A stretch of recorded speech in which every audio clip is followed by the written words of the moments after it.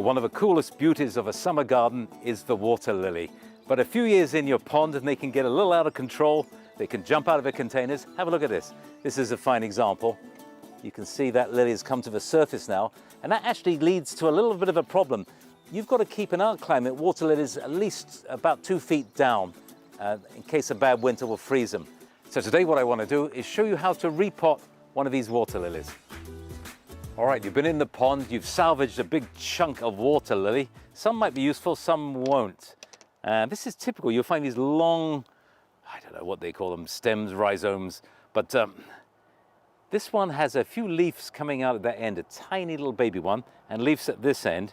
So what I think appropriate to do on this one would be to cut it in half, and I could plant these two. Now, by chance, I found a lovely little section. I just pulled that out there, and you can see there's some more mature leaves coming up, but there's all that root. So what I'm going to do is I'm going to actually shorten that root quite a bit and just put that aside onto a compost patch. So we've got a nice plant like that. Now the secrets of repotting is that you're going to use a container that's going to be filled with a heavier soil. You can't use potting soil. The stuff with that little white perlite or even the peat moss-based stuff will float to the surface. These containers are excellent. They're purpose-built for water lilies, water plants. And what makes them really good is all of these holes. You want the water lily's roots to come out because the water lily is a wonderful filtration device. For a water lily to grow, it's got to look for nitrogen in the water. And if there's less nitrogen in the water, there's less algae to worry about. So these are your cleaning machines for your pond. So I would center this right in the middle, and I just dig up some heavy garden soil, which I've already done. It's got the heavier weight soil. That's not going to float to the surface. So with my scoop, I'm going to hold the middle of the plant right in the middle. Let's get the leaves out. We want those to float to the surface. And I'm just going to fill around,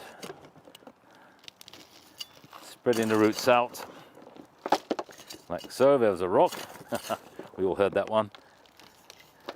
And that's a bit of a root.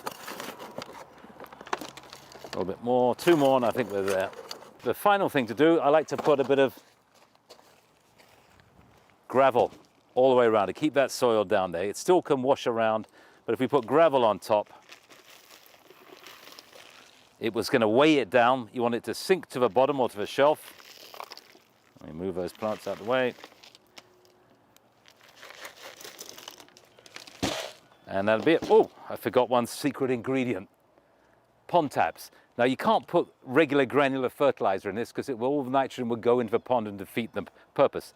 But they do make these pond tabs. I'm going to use 2 of these. And what I do is make a little hole in the soil and stop the gravel from falling down, which is the way you want to do it before you put the gravel on.